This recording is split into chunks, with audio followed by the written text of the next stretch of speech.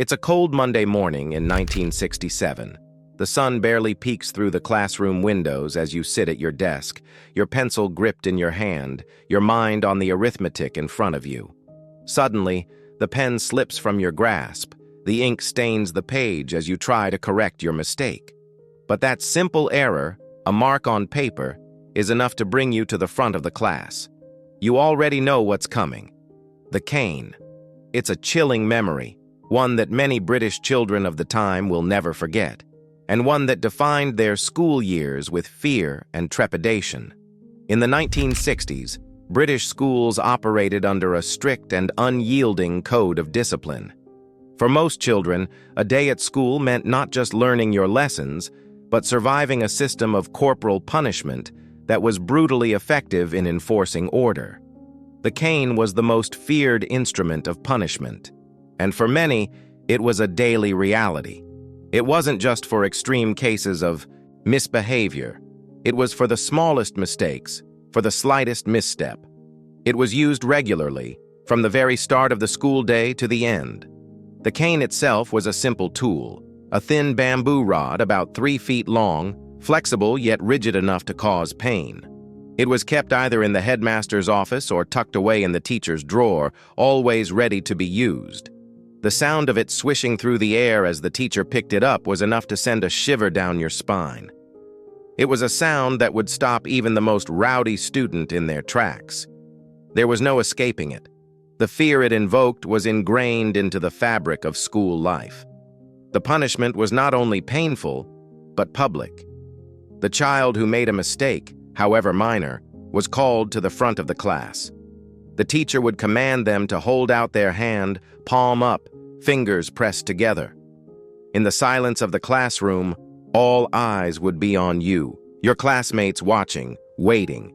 If you pulled your hand away or flinched, that was grounds for extra strokes. You were expected to endure the pain and show no signs of weakness. The cane would rise high above the teacher's head, and then it would come down fast, sharp, and unforgiving. The pain was instant, a sharp, searing burn that seemed to travel deep into your bones. The welts left on your hand would last for days, a constant reminder of the brutality of the punishment.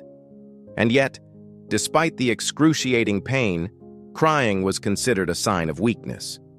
If a child cried, it was seen as an embarrassment, an indication that they couldn't handle the punishment. For many, the physical pain was secondary to the humiliation of being punished in front of their peers.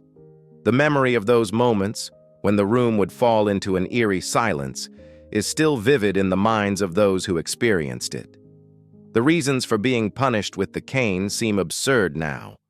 A student could be caned for something as simple as talking in class, forgetting their homework, or crossing out a mistake in their book. The mistakes were often so minor, so insignificant in the grand scheme of things, yet they could lead to a painful punishment. A boy might have received 6 strokes for misspelling 3 words. Another child could have been punished for dropping their books, for laughing at a classmate in trouble, or for not standing up quickly enough when the teacher entered the room. These trivial offenses were met with swift retribution, a clear message that there was no room for mistakes in the classroom. But the cruelty didn't stop at the cane. Other methods of punishment were equally harsh and demeaning. The slipper, a heavy rubber gym shoe, was often used in place of the cane. Teachers would bend students over a desk or chair and deliver several hard blows to their backside. The sound of the slipper hitting flesh would echo through the gymnasium, and the bruises it left behind would last for days. The pain was unbearable, and sitting down afterwards was agony. But this too was seen as a part of the school experience, a necessary part of growing up. Students were expected to accept it, to endure it without complaint. The wooden ruler was another common tool of discipline. Used to strike a child's knuckles, it was a sharp, searing pain that could leave the hand swollen and bruised. The ruler would come down hard, striking the bone and leaving marks that were impossible to ignore. Some teachers even kept special metal rulers, heavier and more painful than the wooden ones. These were used to punish students for even the slightest disruption, A fidgeting hand, a momentary lapse in concentration, a question left unanswered. The pain was constant, relentless. And it wasn't just the punishment itself that was cruel, it was the way it was delivered. Humiliation was often a key component of these punishments. Children were frequently made to stand in the corner for an entire lesson facing the wall. This form of punishment, known as time out, was both physically uncomfortable and emotionally damaging. Some teachers would make students stand with their arms raised above their heads or holding heavy books for extended periods. Others would make them balance on one leg. The emotional toll of this form of punishment was often worse than the physical pain. The shame of standing there, visible to all your classmates while they watched your suffering, was something that stayed with many children long after the lesson had ended. And for some, the humiliation was so intense that it caused physical distress. Younger children, too afraid to ask to use the bathroom, would sometimes wet themselves during these long periods of enforced standing, a humiliation they would carry with them for years. Teachers often resorted to physical violence in other forms as well. Throwing objects at students, board rubbers, books, pencil cases, was a common way to enforce discipline. The sight of a heavy, chalk-filled board rubber flying through the air was enough to make any student freeze in fear. And sometimes, the consequences were far more severe.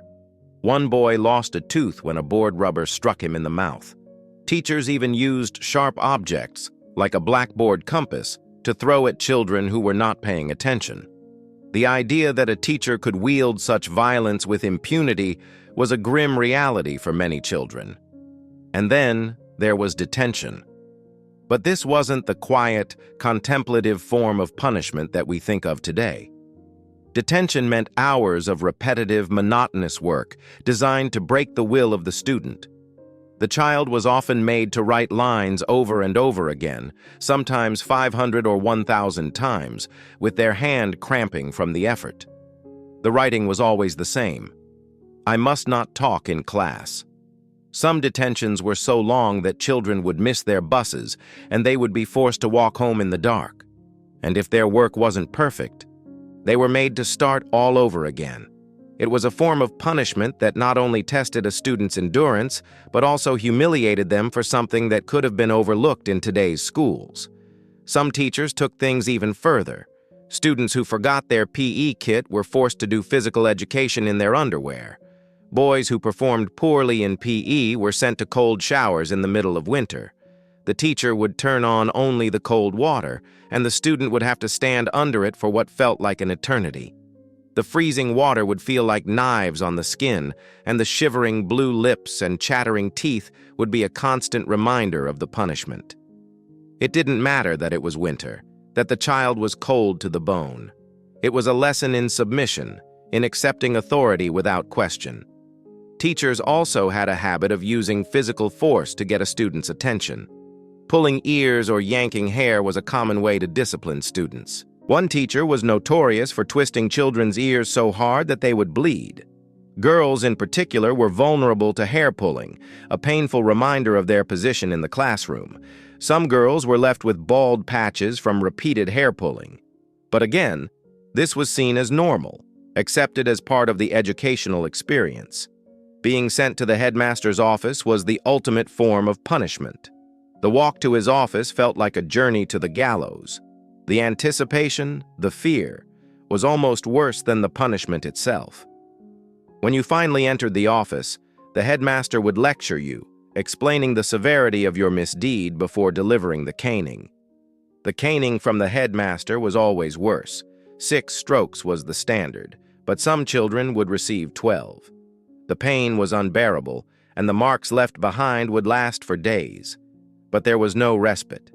Afterward, you would return to class, humiliated, unable to sit down comfortably. The 1960s were a time when corporal punishment was seen as not just acceptable, but necessary. It was a system that punished, but also traumatized. It instilled fear in children, a fear of authority, a fear of making mistakes. Children were taught to respect their teachers, not because they earned that respect, but because they could enforce it through violence. This was a system that dehumanized children, making them feel powerless in the face of a cold, unyielding authority. By the late 1960s, questions began to arise. Some began to wonder whether this system of discipline was really in the best interest of children. But change came slowly. It wasn't until 1987 that corporal punishment was officially banned in state schools, and even then, private schools continued to use it until 1999. For those who lived through it, the memories of school discipline in the 1960s are still vivid. The fear, the pain, the humiliation, all of it lingers, a painful reminder of a time when corporal punishment was seen as a necessary part of education. But those memories also serve as a lesson. They remind us of how far we've come and how important it is to protect the rights and dignity of children. The era of corporal punishment in British schools was not a distant, forgotten past. It was a part of living memory for many. The scars, both physical and emotional, that it left behind continue to affect those who were subjected to it. But as we look back, it's important to remember how much we've changed. Today, the protection of children's rights is paramount, and the lessons learned from that painful past continue to shape the way we educate and discipline our children. If this story brought back memories, or if you're reflecting on how much things have changed, give it a thumbs up and share it with someone who remembers. Drop a comment below to share your own experiences with school punishment. How did it shape you? Subscribe for more reflections on British history and culture, and let's keep these important conversations alive.